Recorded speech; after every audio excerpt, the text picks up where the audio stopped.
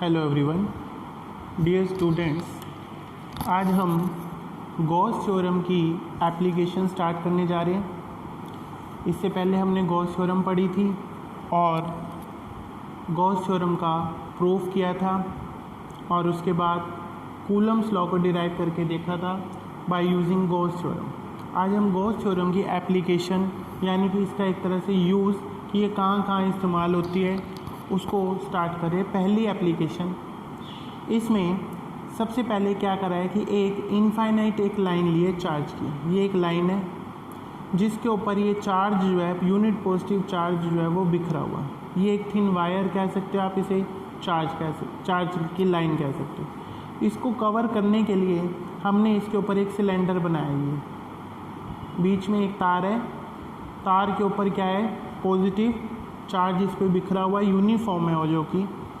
और ये इसके ऊपर कवर करने के लिए ये एक पूरा एक इसमें क्या है, ये एक सिलेंडर। इस सिलेंडर के अब 3 फेसेस हैं, यानी एक ये वाली फेस और एक ये कर्व्ड सरफेस। तो अब हम ये देखेंगे कि इसमें टोटल फ्लक्स यानी एक सिंगल जो स्ट्रेट वायर है चार्ज्ड, उसकी वजह से कितना इलेक्ट्रिक फील्ड फ्लक्स उसकी वजह से होता है। तो इस पूरे सिलेंडर की लेंथ जो है यहाँ तक हमने ले ली L। इस सरफेस का नाम रखा है S1 और इस S1 का भी एक छोटा सा पार्ट हमने एलिमेंट्री एरिया लिया है जिसको नाम दिया है DS1। क्या लिया है? DS1। इस पूरे S1 का एक छोटा सा एलिमेंट लिया है S1। इसी तरीके से ये जो दूसरा सरफेस है ये वाला, इस सरफेस का भी एक एलिमेंट लिया है जिसका नाम है S2। और जो ये कर्व्ड सरफेस एरिया है ये गोल वाला, इस पर हमने ये तीसरा सरफेस एलिमेंट लिया है जिसका नाम रखा है DS3। अब हम ये देखेंगे कि DS1, DS2 और DS3 में से कितना इलेक्ट्रिक फ्लक्स है, कितनी उसमें से इलेक्ट्रिक फील्ड लाइंस क्रॉस करती हैं। फिर हम उनका इंटीग्रेशन करके टोटल कर लेंगे, यानी टोटल फ्लक्स की कैलकुलेशन हमें कर दी।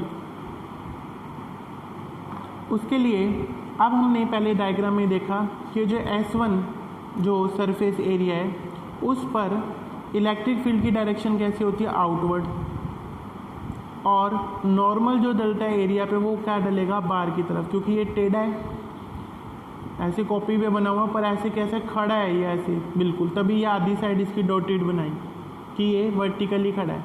तो उस पर अगर नॉर्मल डालेंगे तो वो लेफ़्ट वाली साइड पे DS1 करके बाहर आ जाएगा। और इस केस में इलेक्ट्रिक फील्ड और एरिया वेक्टर, इन दोनों के बीच में एंगल कितने का होगा, यहाँ पर ये दिखा रखा है, यहाँ पे एंगल कितने का, 90 डिग्री का। इसी तरीके से सेम टू सेम इसकी बात करते हैं।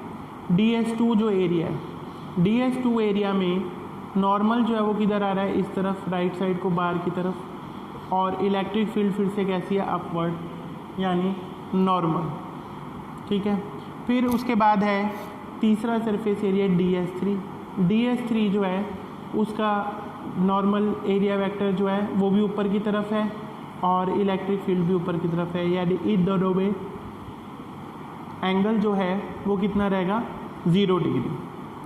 और टोटल लेंथ जो है इस पूरी वायर की, वैसे ये इनफाइनाइट है पर अभी जो जितना हमने सिलेंडर बनाया है, जितना कंसीडर कर रहे हैं वो कितना है, L लेंथ। अब हम लिखते हैं, let us consider infinite straight thin wire, कि चलो हम मानते हैं एक इनफाइनाइट यानी बहुत लंबी क्या है, वायर है, having uniform linear charge density, और उसके ऊपर जो चार्ज है लीनियर मतलब स्ट्रेट लाइन है ये, और डेंसिटी उसकी कितनी है, लैम्डा।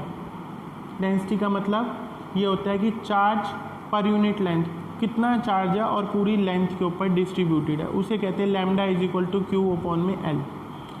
अब उसके बाद कह रहे हम Gaussian surface is a cylinder of radius R। इसको बंद करने के लिए जो गॉसियन सरफेस बनाया है वो कौन है, सिलेंडर R रेडियस का, एंड लेंथ L। और उसकी लेंथ कितनी है पूरे की L, taken around the charge line, जिसे चार्ज लाइन, ये जो चार्ज लाइन है इसके चारों तरफ लिया है।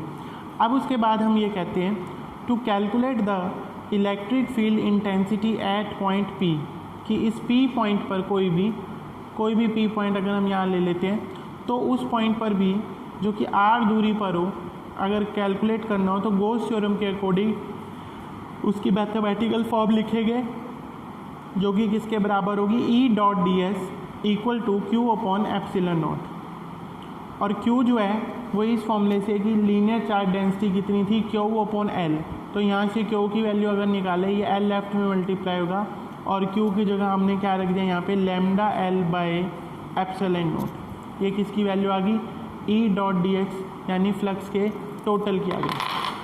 अब उसके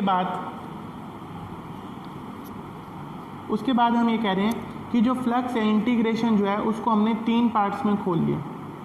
कौन कौन से 3 पार्ट्स में, जैसे पहले दिख रहे हैं E डॉट ds S1, यानी जो एक सरफेस, एक राइट साइड का जो सिलेंडर का सरफेस था उसमें से कितना फ्लक्स निकला है, ये E डॉट ds दूसरे के लिए, ये E डॉट ds तीसरे के लिए, तीसरा कर्ड सरफेस एरिया, 2 सिलेंडर के जैसे कि ढक्कन होते हैं उस तरफ से और एक जो कर्ड वाली सरफेस होती है, इक्वल टू किसके चल रहा है, lambda L upon epsilon not. ठीक है। अब उसके बाद हम ये कह रहे हैं कि इन तीनों में से एक का तो एंगल कितना है, पहले का अगर डॉट प्रोडक्ट खोलेंगे E ds cos 90, जो S1 वाला एरिया है, जो S1 वाला एरिया है वो हमने यहाँ पे बनाया था कि उसके बीच में ये एंगल कितने का था, 90 का, S2 के लिए कितना था, 90 का, और S3 के लिए कितना लेंगे, 0 का। तो अब हम यहाँ पे यही पुट करें, इसका डॉट प्रोडक्ट खुला E ds cos 90, इसका खुला E ds cos 90 और तीसरे वाले का S3 का क्या हुआ, E ds cos 0। अब 90 cos 90 जो होता है वो होता है 0, इसलिए ये दोनों टर्म 0 हो गई और यहाँ पे क्या बच गया, E ds और cos 0 क्या होगा, 1। E जो है गॉसियन सरफेस के लिए फिक्स होती है, तो इलेक्ट्रिक फील्ड E जो है वो बाहर आ गई। ds इक्वल टू यहाँ पे क्या चल रहा है, lambda L upon epsilon not, lambda L upon epsilon not. अब ds जो है सरफेस एरिया है S3 वाला, S3 वाला कौन सा है, curved surface area of the cylinder. S3 को यदि आप ध्यान से देखें तो वो क्या चीज़ है, curved surface area of the cylinder, यानी E इंटू S3 पूरा। Curved surface area of cylinder होता है 2πr/h, और अगर लेटा हुआ हो तो ये हो जाता है 2πr/l, यानी उसकी लेंथ जो L दिखा रहे वो वास्तव में हाइट ऑफ द सिलेंडर ही। इक्वल टू किसके चल रहा है, lambda L upon epsilon naught. यहाँ हमने S3 की वैल्यू डाली जो कि किसके बराबर है, E dot 2πr/l equal to lambda L by epsilon naught. यहाँ हमने बताया साथ में कि S3 क्या है, surface area, curved surface area of the cylinder, है ना। तो L से L कैंसिल हो गया और ये E को यहीं छोड़ के 2πr नीचे चला गया और एप्सिलॉन पहले से था, तो इलेक्ट्रिक फ्लक्स से हमने क्या ढूंढ के निकाला, इंटीग्रेशन करके इलेक्ट्रिक फील्ड का फॉर्मूला कितना गया, lambda upon 2π epsilon naught r। तो ये आज का रिजल्ट है इसका।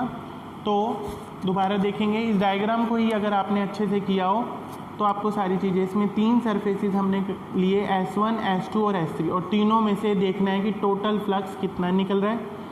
इन दोनों में E और ds1 की वैल्यू 0 है, इन दोनों में E और ds2 की वैल्यू 90 है, सॉरी इसमें भी 90 थी, इसमें भी 90 एंगल की वैल्यू, और जो E और ds3 है इन दोनों में क्या है, एंगल 0 है।